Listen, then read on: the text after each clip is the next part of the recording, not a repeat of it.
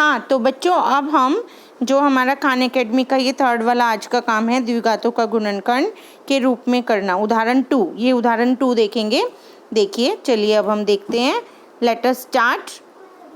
उदाहरण यहाँ लिख हमारा रखे हैं यहाँ क्वेश्चन और है इन उदाहरणों द्वारा मैं ये x² आशा माइनस करती हूँ कि 14x आप द्विघात प्लस 40। देखो बच्चों, इसका कितना आसान है।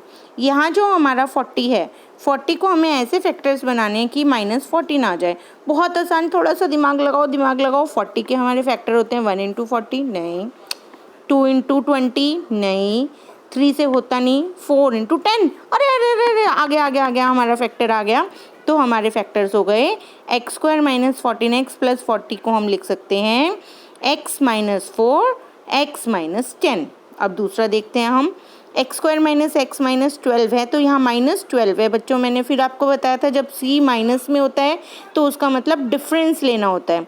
तो हम 12 के फैक्टर्स करते हैं। ऐसे फैक्टर्स बनाने हैं 12 के कि उसका आंसर आ जाए हमारा -1, यानी हमारा जो बड़ा नंबर होगा वो नेगेटिव होगा और छोटा नंबर होगा वो पॉजिटिव होगा। तो 12 के फैक्टर्स फटाफट। 12 × 1 = नहीं, 12 और 1 नहीं होगा। 2 × 6 नहीं, 3 4 जा आ गया, हमारे फैक्टर्स आ गए। हम यहाँ लेंगे -4 + 3, तो इसके फैक्टर्स हमारे बन जाएंगे x² - 4x, सॉरी इसका हम ले लेंगे जो ब्रैकेट में हमारा आंसर आएगा x - 4 × x + 3। चलिए अब हम वीडियो में देखते हैं ये क्या बताने चाह रहे हैं। ये बिल्कुल ऐसे ही समझाएंगे आपको, देखना। बड़ी स्क्रीन कर देती हूँ मैं। ये लीजिए, देखिए बच्चों। घातीय व्यंजकों का गुणनखंडन सीख पाएंगे और अन्य व्यंजकों में, बच्चों, अन्य ये द्विघातीय माइनस व्यंजकों में इसका बच्चों उपयोग कर पाएंगे। तो इसका ये हिंदी गुणनखंडन में बोल रहा है, तो इससे आपको कोई परेशानी नहीं होनी चाहिए, क्योंकि ये जो ऋणात्मक धनात्मक बोलता है, ऋणात्मक का मतलब होता है नेगेटिव और धनात्मक का मतलब होता है पॉजिटिव। और कोई बात नहीं है, बस आप ध्यान से देखो। सीखने के लिए चलिए सबसे पहले मैं x धन a गुणे x धन b करती हूँ। चूंकि हम यहाँ पे दो व्यंजकों का गुणन कर रहे हैं, इसके लिए हम क्या करेंगे, इसके लिए हमें पहले व्यंजक के हर एक पद को दूसरे व्यंजक के हर एक पद में गुणा करना होगा। तो चलिए, मीन्स ये आपको कहना चाह रही है कि जैसे x + a × x + b है, यहाँ पे आपके x को x + b दोनों टर्म से मल्टीप्लाई करना है, इसी तरह a को भी x + b दोनों टर्म से। तो हमारी ये 2 से 4 टर्म्स हो जाएंगी। शुरू करते हैं। x गुणे x बराबर हो जाएगा x के वर्ग के धन x गुणे b बराबर हो जाएगा bx के और a गुणे x बराबर हो जाएगा ax के और a गुणे b बराबर होगा ab के। अब ये व्यंजक में हम देख सकते हैं कि इन दोनों पदों का गुणांक x है, इसलिए हम इन दोनों पदों को जोड़ सकते हैं आपस में। तो इसको बच्चों, ये जो bx और ax है, ये दोनों सेम टर्म्स हैं, सेम काइंड ऑफ टर्म्स है, तो इन्हें हम जोड़ सकते हैं। तो हम यहाँ ले लेंगे ब्रैकेट में b + a और ब्रैकेट के बाहर x। बच्चों, मैंने आपको बार बार बताया हुआ है, जब same time kind of terms होती हैं, जैसे हम मोनोमियल, बायनोमियल, एक पद द्विपद ऐसे करते थे, उसमें जो हमारी टर्म्स जुड़ जाती हैं तो उनको हम एक ही टर्म लेते हैं, चाहे 10 टर्म्स लिखी हों जोड़ने के लिए। तो हम लिख सकते हैं x का वर्ग धन a धन b एक कोष्ठक में गुणे x धन ab। अब अगर हम ध्यान से देखें तो हम कह सकते हैं कि इस व्यंजक का गुणनखंड x धन a और x धन b है। ठीक है, अब यही प्रक्रिया हमें दोबारा से दोहरानी है और हमें इस रूप से, व्यंजक के इस रूप से हमें इस वाले रूप में पहुंचना है। यदि ये करने में हम समर्थ रहे तो हम ये कह सकते हैं कि हमने गुणनखंडन की प्रक्रिया सीख ली है। यानी अब हम इसको कैसे करेंगे?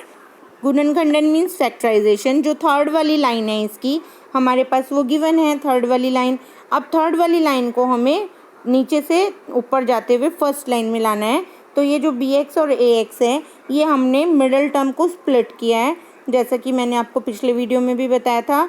आपको वो मिडल टर्म को स्प्लिट करने के लिए जो कांस्टेंट वैल्यू है उसको देखना होगा, उसके फैक्टर्स बनाने होंगे और कांस्टेंट वैल्यूज़ के वो फैक्टर्स इस तरह से बनाने होंगे कि उसका जो प्रोडक्ट आएगा वो आए कांस्टेंट वैल्यू फर्स्ट a और c के प्रोडक्ट के बराबर, और जो सम या माइनस समेशन को में हमारा डिफरेंस एंड एडिशन दोनों आ जाता है तो वो आए हमारे b के बराबर। तो यानी bx + ax तो हो जाएगा उनका सम या डिफरेंस और ab हो जाएगा उनका प्रोडक्ट।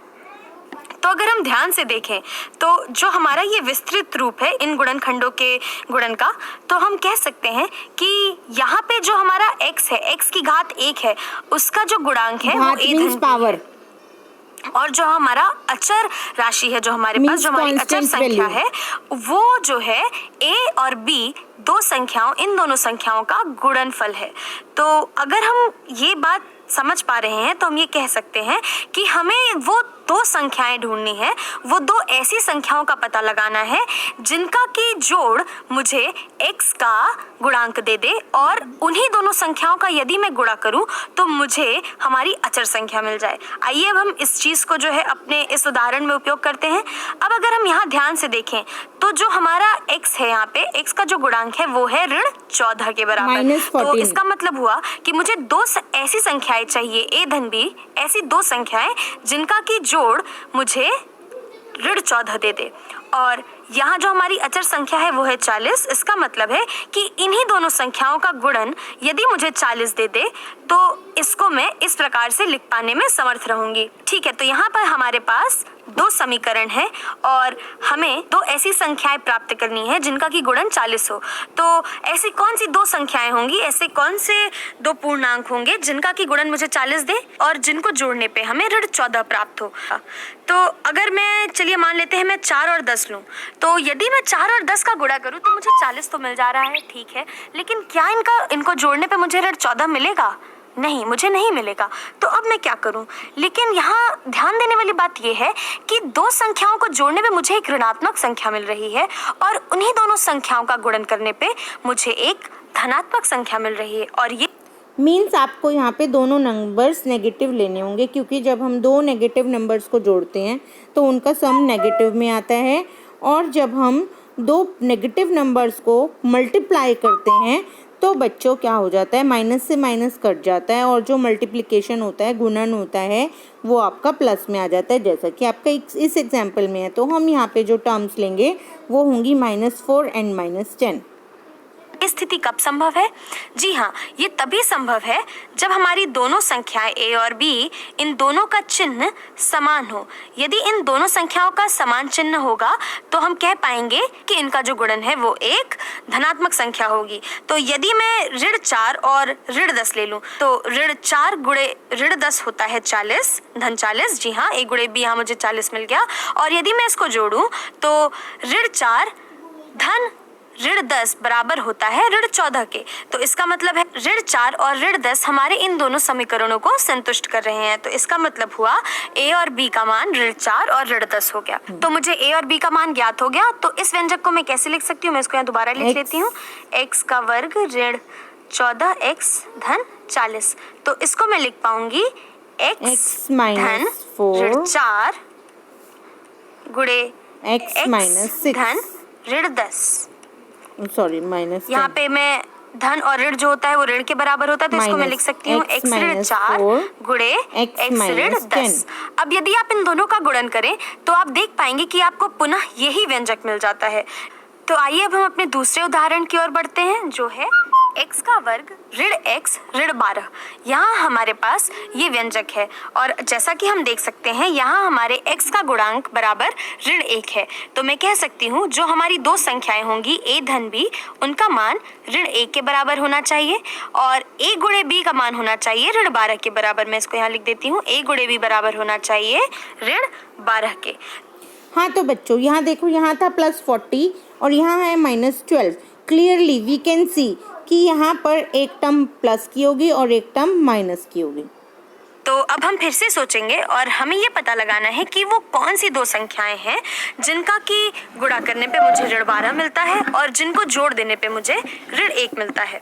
तो अगर हम ध्यान से देखें तो फिर से हम देख सकते हैं कि यहाँ दो संख्याओं का गुणन एक ऋणात्मक संख्या है। और ऐसा किस स्थिति में संभव है? और ऐसा तभी संभव है यदि मेरी दोनों संख्याएं जो हैं उनका चिन्ह भिन्न हो, यानी कि जब इन दोनों संख्याओं का चिन्ह अलग होगा तभी ये संभव होगा कि जो हमारी संख्याएं हैं उनका गुणन एक ऋणात्मक संख्या हो।